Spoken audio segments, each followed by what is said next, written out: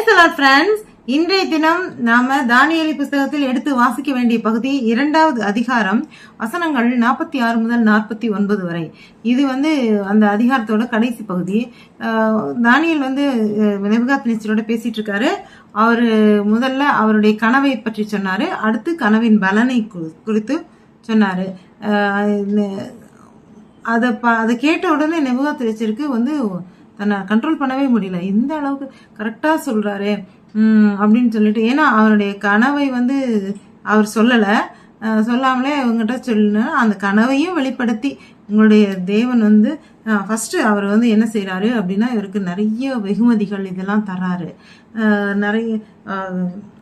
அவருக்கு நிறைய அதிகாரங்கள், வெகுமதி எல்லாமே தராரு.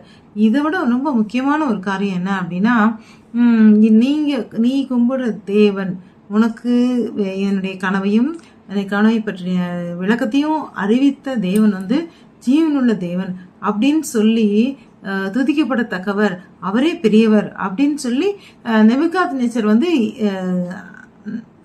விசுவாசிக்கிறார். அவர் நம்புறாரு. அந்த விஷயம் தான் ரொம்ப முக்கியமான விஷயம்.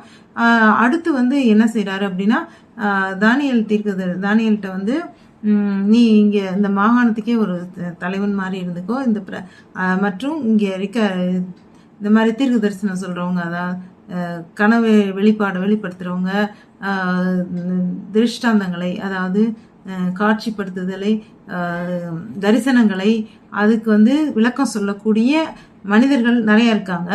அவங்களுக்கு நீ தலைவனா இரு அப்படின்னு சொல்லி அந்த போஸ்டும் கொடுத்துட்டாரு. அப்போ தானியேல் சொல்றாரு, தானியேல் தன்னுடைய நண்பர்கள், நம்ம ஸ்டார்டிங்ல பார்த்தோம் இல்லையா, சாத்ராக், மேஷாக், ஆபேத்நேகோ, அந்த 3 நண்பர்களையும் அவங்களையும் என்னோட இதுல சேர்த்துக்கோங்க அப்படின்னு சொன்னோன்னே சரி அப்படின்னு சொல்லி அந்த நண்பர்களையும் கூட அரசவையில இந்த பிரதானிகளுக்குடைய அருகில் தரிசனங்களை விளக்கக்கூடியவர்களுக்கு அருகில் அவங்களையும் உட்கார வச்சாச்சு. இந்த மாதிரி ரொம்ப அவருக்கு நல்ல பதவி இதெல்லாம் கொடுத்துருக்காங்க.